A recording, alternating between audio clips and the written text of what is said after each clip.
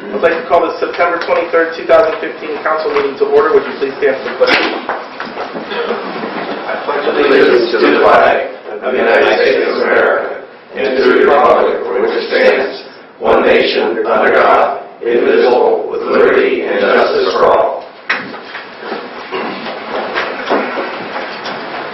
Clerk, please call the roll. Mr. Dragish? Yes. Mr. Kozar? Yes. Mr. Morvay? Yes. Mr. Rogers? Here. Mr. Tisch? Here. Thank you. Okay, all of you have received one set of minutes from the regular council meeting. Are there any revisions to those minutes? If not, they stand approved. One minor item, I think there's someplace in there where you've got a date, it's 213 instead of 2013. 15, 6 to 13. 213 is 215. I'm sorry, you just what you said, Chuck. I think the reference in the minutes was to 2013, and I think it reads 213. Oh, okay, I'm sorry. It's not a big deal, but... Yeah, I understand what you're saying. Okay, thanks, Chuck. It'll make no matter. Where is it at? Well, Good question. I remember reading down through it, how to get a mark and say something bad about it, right? We'll find it. We'll note that and move forward.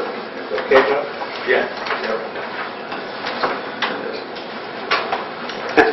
Under reading of communications, Mr. Tisch. Oh, sorry.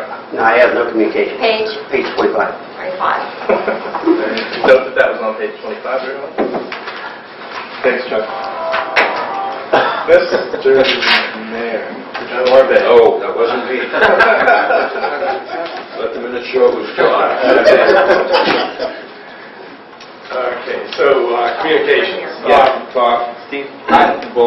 No, I haven't. Okay. Chief, did you know anything about our weeds? Yes. And we're talking about on 224, the newly sodded area. Seeded. Seeded. With all the Seeded. Yeah. John and I were talking Saturday at the market on the green, and I told John that my plan was to show up Monday for work in my weed eating outfit. I'm going to take advantage of Joe being gone, but John talked me down and out of it for obvious reasons. Yeah, I can't stand the site myself. But Tuesday, September 29th, ODOT scheduled the final walkthrough at 10 a.m. So, for obvious reasons, and as again John talked me down, it's best to leave it alone until the final walkthrough. Thanks, John. Thanks, Chuck. The other things that I have, Chief, any update on the Cardinal Drive traffic light? None. I agree with you that it needs looked at. The other issue with the traffic lights are the cameras, the fiber optic wires out. But as far as that cycle, I'll get with Joe and I'll check with Todd again first thing in the morning. But I don't believe there's a solution yet. I've had more people complain about that than anything else. This light in my head. But okay, I'll address it again. One other thing I got to bring up, and Christine, this has to deal with, I guess, your department. Young lady that I know, I got a letter in the mail concerning they need a copy of her tax return last year. And this is the most diligent person that I've ever been around. And so,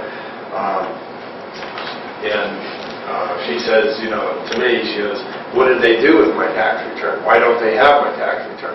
In fact, she says they're billing me an estimate based on last year's tax return. So how could they not have my tax return? So then when I guess she called here, she wanted to make an appointment, and we can't make appointments. We have to come in first come, first serve. I just wanted to clarify all that. Is there an explanation for her why we would be billing her back? I would have to know the specific person and if you look it up. Can she call you? Can I have her call you? She could, but I don't have access to the income tax program. So she has to work with Vicki? Yeah. All right. I mean, or if she called me, I would go to Vicki and ask her to look into it. So if she wants to call me, that's fine. Okay. All right. Thank you. That's all I have. letter is floating around someplace, because I saw that letter. A letter with a copy of the tax return. I just don't know where I saw it. Patty, did you give that to me? I believe it was in your mailbox. Do you know what I did with it? Probably gave it to Jim. That letter says, I will find it and I will give it to either Ricky or Chris. Yeah, I mean, but we wouldn't be billing her off of her tax return last year if we didn't have that information. That's what she's confused about. And then her valid question is, well, we don't have her tax return. Where's her tax return? Unless she was just asking for specific backup to the tax return, asking for a copy of the W-2 or the 1040, not the actual tax return. Yeah, I'll check with her. You know, without seeing the letter, I don't know. All right, okay. All right, thank you. I have nothing. Okay. On the reports of committees, city manager, and department heads, Mr. Rogers. I have a report. Mr. Morbe. That the fire district still moving forward with the new fire station, and let's see, we did sign a contract with the architect. We are in the process of finalizing the contract for the parcel of land that it will be built on, and we have started a punch list, if you will, to figure out exactly what our needs are and what the station is going to look like, and those types of things. And then from there, the architect will come up with the drawings, and hopefully 2016, by springtime, we can have the building in our new station. Mr. Morrison? Yes.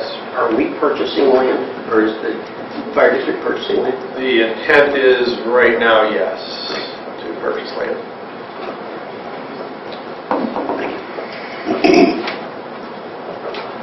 Mayor Kuzo.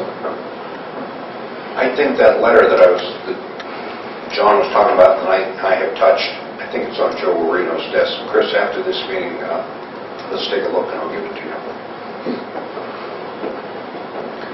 Mark. I don't have a report tonight. Most of what I'm working on involves litigation and some other issues.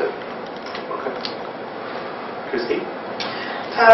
We received the proceeds from the remainder of the ARC grant for the 24-inch water line project last Monday in the amount of $47,930. The first piece of legislation I have tonight is to create the OBI Task Force Fund. We've been awarded the grant again for another year for almost $225,000. And then the other piece of legislation is to amend the appropriations ordinance. Most of the changes in there are for the ODOT signalization project and the OBI Task Force grant. And the certificate of resources will also be amended for those two amounts.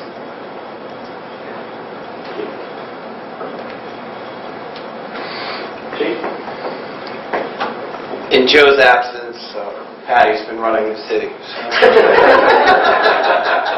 And I offered to give her report for Joe. On Friday, the city received a letter from the drinking water notice from the city of Youngstown, and the notice was sent to us as a courtesy.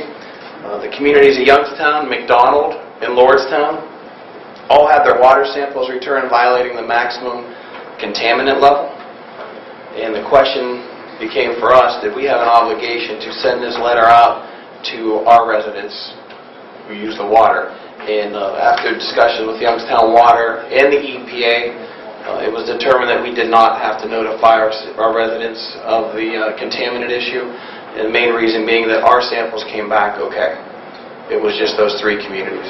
We did have a few phone calls Monday morning, and but it was, so we were on it right away. Friday we got the notice. Monday morning we had the answer. Sir? The water testing was for trihalomethane, and there was some news put out with regard to the city of Youngstown saying that their tests had not met EPA standards.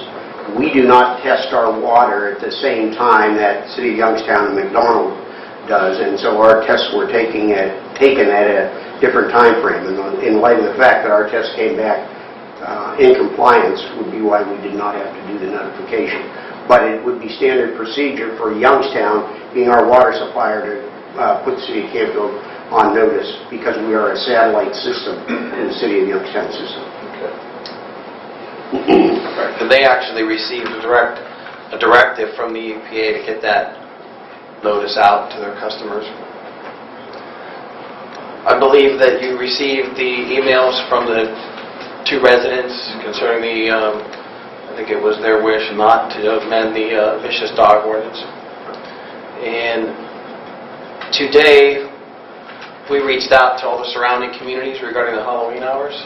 And Boardman's 5 p.m. to 7 p.m., Austintown's 5:30 to 7:30, Salem's 5 p.m. to 7 p.m.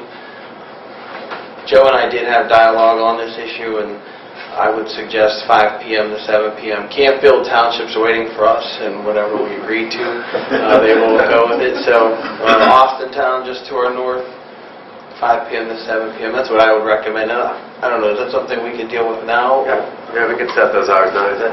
I make Saturday, October 31st.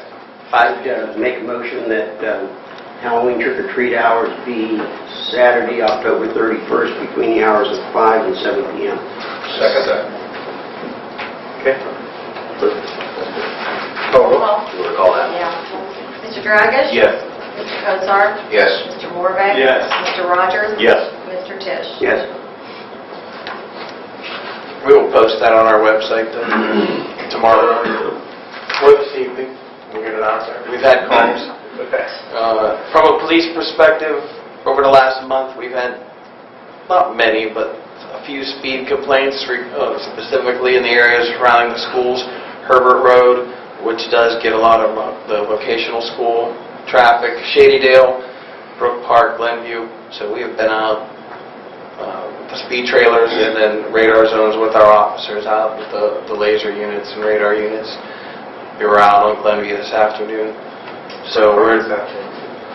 Yeah. So,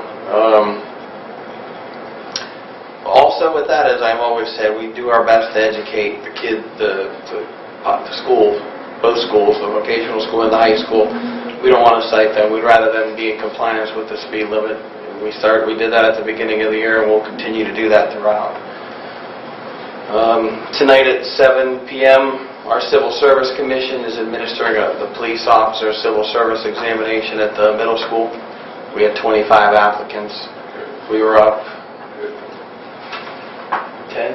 Had 18 last time. 18. So we're up a few. And again, I think we discussed this, that we put that notice out all over schools, universities, all around the surrounding area, and local police departments. So that test is being administered at 7 p.m. Chief, Yes, sir. are we still using the IPMA test?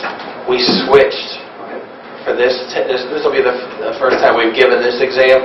And this exam, several years ago, there was a study done, research throughout every chief of police in the state of Ohio completed a survey and giving their qualities, traits, personality, characteristics that are desired of a police officer.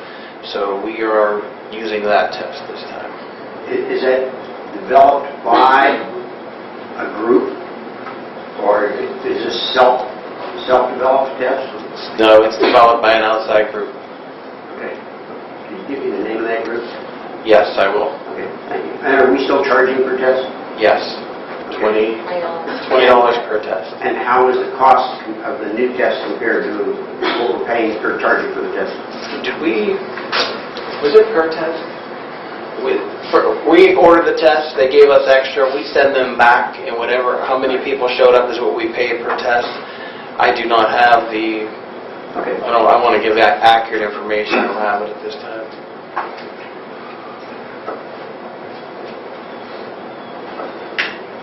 That's it for the police.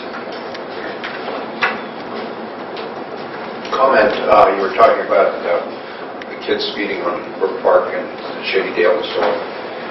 I've noticed in my neighborhood, Timber Run, you've been getting a lot of attention with police cars there just sitting and being seen. And people are driving much better. I hope. I think we're educating. How long they will retain that education is questionable, but...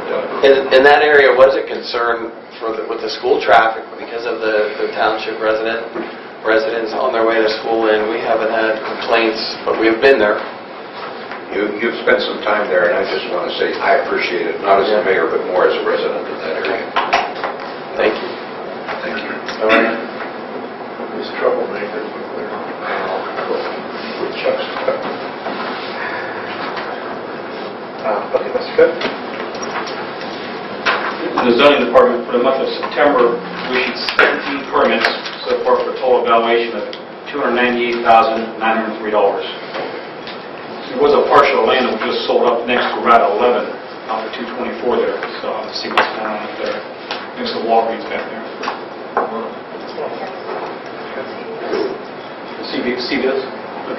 So CBS.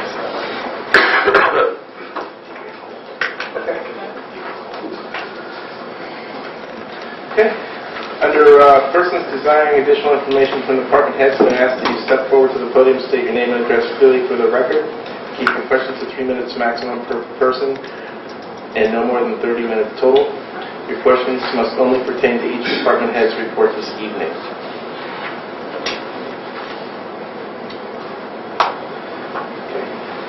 Under recognition of persons desiring to speak before council, I ask that you step forward to the podium, state your name and address clearly. For the record, keep your comments brief. Mr. McKeon.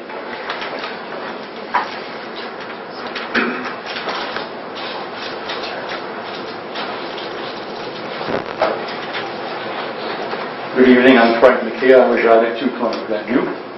First of all, I'd like to thank the chief for putting radar on my street today. As you know, I refer to it as the Glenview Speedway. I think it was a productive day for the radar patrol. I wrote a letter, and I'd like to read it to you.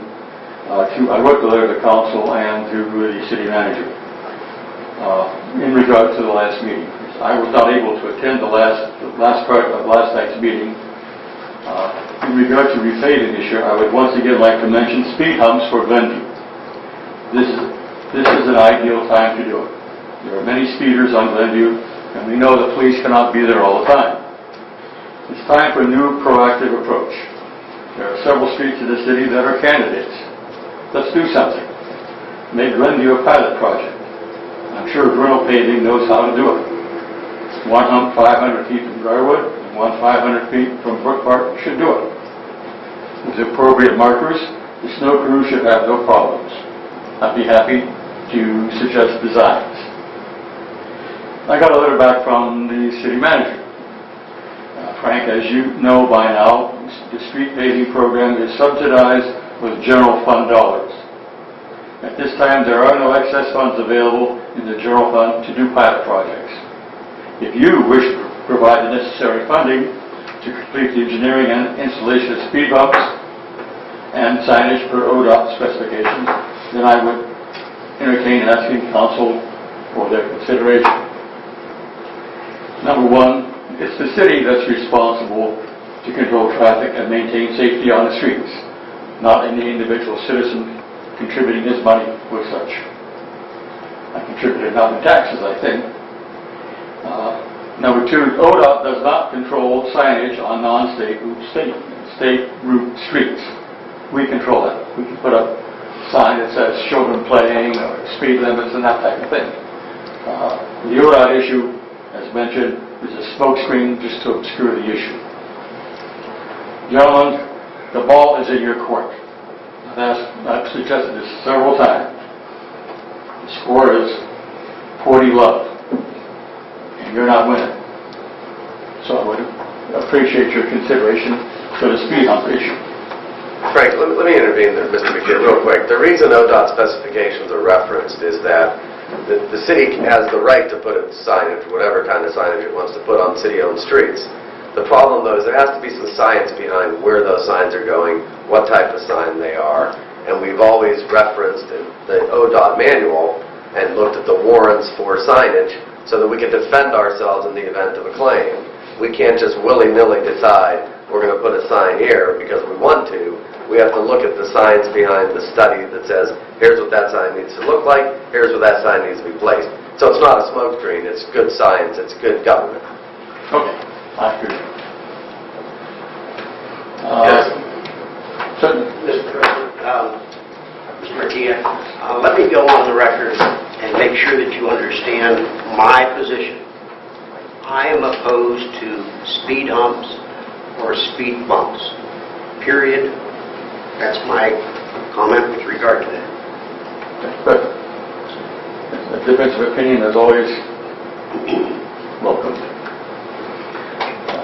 A little financial data. At the end of August, our government funds were $2,935,000. Our proprietary funds and fiduciary funds were $2,143,000, some change, giving us a total of $5,078,000. This is over July, it's plus $227,000 over July in the total funds. Isn't it also a reduction on from the start of the year? Say it again. Isn't it a reduction from the beginning of the year? I believe the beginning of the year balance shows $5,524,000, and we are now at $5,078,000. That's correct. Okay. That's right. So we are. I don't have the beginning of the year. I just had the last couple of months, but I'm just starting to track it. If you got the same report that I received, I think it shows a beginning balance at the bottom of that page in column 1. Yes, it does. Yes, it does. $5,524,000. Yeah, I'm just. Your numbers are correct. I'm just pointing out that we've had a decrease in our increase over July, but overall year to date it is a decrease. which will occur because your cash flows and expenditures are not consistent. I have a couple of questions on the check register. There is a $4,200 charge for legal services, Manchester Newman. Anybody know what that's for? It would be Manchester Newman, that would be Comstock Springer. No, that was Oh, the insurance. for the loan, for the rent. Oh, yeah, there has, yeah. The bank retains counsel, we don't, to analyze the loan, and then we get billed that charge. The loan for what? The refinancing. Refinance of Redgate Farms, I would presume. Well, The bank has to have, it's not bond counsel, but close to bond counsel, and they use that firm. all right. And we incur that debt. And there's one MS Consultants engineering contract for $8,900. Anyone know what What's the that's for? description on it? What's the description? It says MS Consultants Incorporated. And it says 2015 engineering contract. That's just their normal annual engineering contract. We pay it in August or July, They bill us monthly. monthly. So it's $8,900 monthly for MS Consultants. Well, not every month, depending on how much work they put in. Okay, they do work. Okay.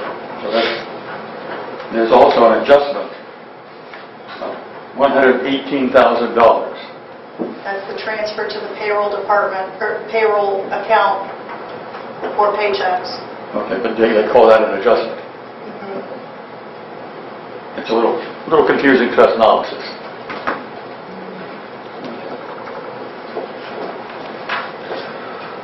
Okay, and there's another adjustment on 828 of $107,000. That's payroll also. Okay, I'm with you. Some of the bigger expenses during the month, I'll just enumerate a few.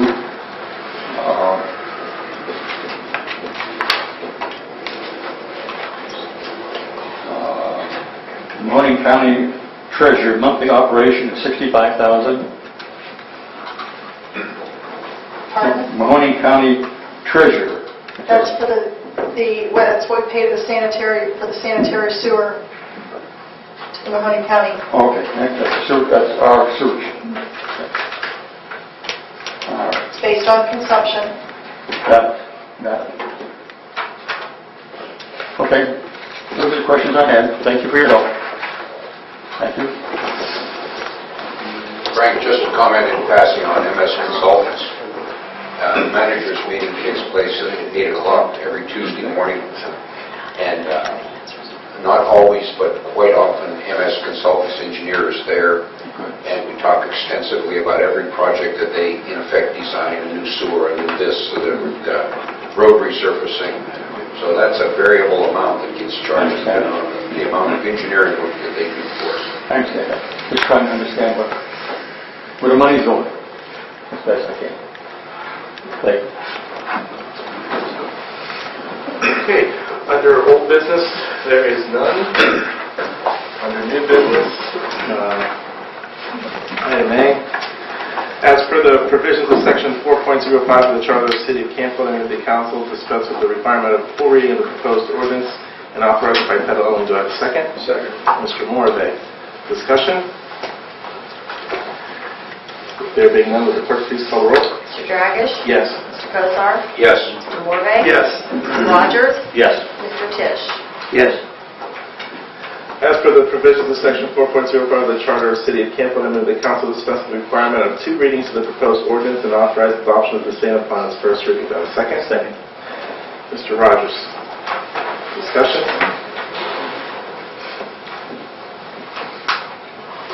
Roll call, please. Mr. Dragish? Yes. Mr. Cosar? Yes. Mr. Morvay? Yes. Mr. Rogers? Yes. Mr. Tisch? Yes. Before I read this ordinance, I would like to make a couple of minor modifications. Again, in the title, it indicates an ordinance creating the Federal OBI Task Force Grant Fund fiscal year FY 16 as opposed to fiscal year 2016. And the same way in section 1. Yeah. Okay. Yeah, that's a good question. Good point, yeah. Okay. Mr. President, I have an ordinance creating the Federal OBI Task Force Grant Fund for fiscal year 2016. I move for passage. Second. Discussion? Public comments? Clerk, please call the roll. Mr. Dragish? Yes. Mr. Cosar? Yes. Mr. Morvay? Yes. Mr. Rogers? Yes. Mr. Tisch? Yes. And the number is? 2015-29. Thank you. Item B, as per the provisions of section 4.05 of the Charter of the City of Canfield, I move the Canfield dispense with the requirement of a full reading of the proposed ordinance and authorize it by title only. Do I have a second? Second. Mr. Morvay. Discussion? There being none, the clerk please call the roll. Mr. Dragish? Yes. Mr. Cosar? Yes. Mr. Morvay? Yes. Mr. Rogers? Yes. Mr. Tisch? Yes. As per the provisions of section 4.05 of the Charter of the City of Canfield, I move the Canfield dispense with the requirement of 2 readings of the proposed ordinance and authorize adoption of the same upon its first reading. Do I have a second? Second. Mr. Tisch.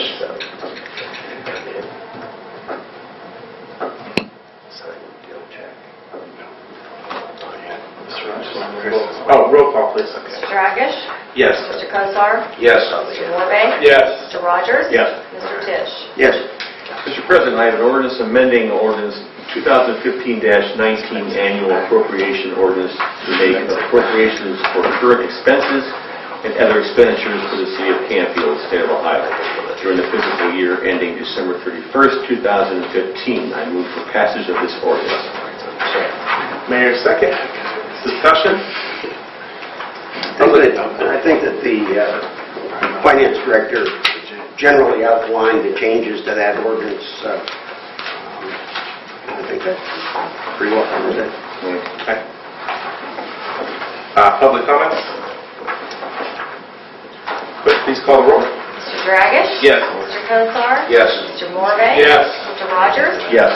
Mr. Tisch? Yes. Thank you. And the number is? 2015-30. Thank you. Okay, Councilman's comments? I have none. I have none, too. I have a couple. Okay. Go for it. First of all, I would like to thank Mayor Kozar, because every time I turn around, his picture's in the paper. But that's good. Somebody is out promoting our city, and that's you, and I thank you for doing that. This was the bell on the green for the Bells Across America, and the mayor was there, his wife, and so, again, I just want to thank Mayor Kozar personally for his involvement with the city in the town like that. Then I have a little parable for everyone this evening, and so I'll just read it to you. And you may have heard it before, but one day a farmer's donkey fell into a well. The animal cried for hours as the farmer tried to figure out what to do. Finally, he decided that the animal was just too old and, well, needed to be covered up anyway. It just wasn't worth it to retrieve the donkey. He invited all his neighbors to come over and help him. They grabbed the shovel and began to shovel dirt into the well. At first, the donkey realized what was happening and cried horribly. Then, to everyone's amazement, he quieted down. A few shovel loads later, the farmer looked down the well expecting the worst. He was astonished at what he saw. With each shovel of dirt that hit his back, the donkey was doing something incredible. He would shake it off and take a step up. As the farmer's neighbor continued to shovel dirt on top of the animal, he would shake it off and take a step up. Soon, everyone was shocked as the donkey stepped up over the edge of the well and happily trotted off. So, life is going to throw dirt onto you, and dirt of all kinds. The trick is getting it, shake it off and take a step up and get out of the well. And that's each of our troubles is a stepping stone. We can get out of the deepest wells just by not stopping, never giving up. So that's my parable on picture. Just a comment on this picture that appeared in the Vindicator. Daughters of the American Revolution, they're an interesting bunch, and I've been referring to them as my ladies, which has my wife a little bit concerned. But they make you feel good about yourself, and they make you feel good about patriotism. It's just, thank you for thanking me, John, but it's a labor of love. I came away from this experience, and next year we're going to talk it up. This was the first year for the bell ringing routine. And this was the 228th anniversary of the signing of the Constitution, which took place in 1787. Not 1776 and into that, because we stumbled and tripped for quite a few years as a country there. But these ladies trace their lineage back to the Revolutionary War, and they're such patriots. I apologize for having my picture on the front of the Vindicator. They should have had all their pictures there. Next year, when they do this, I'm going to talk it up ahead of time. We had about 40 people there, and they were thrilled with 40 people, but I think we should have 500 people there. It was just nice. I just wanted to share that with you. For me, it's a labor of love. Mayor, in reference to that difference between 1776 and 1787, find out who the first president really was. Because there were multiple presidents between 76 and 87. And George Washington was the first president under the current Constitution, but not the first president of the United States under the Articles of... Do you perchance know who the first one? I don't. I do not. My grandson does. He's learning through that. They are patriots. They are patriots. I move we adjourn.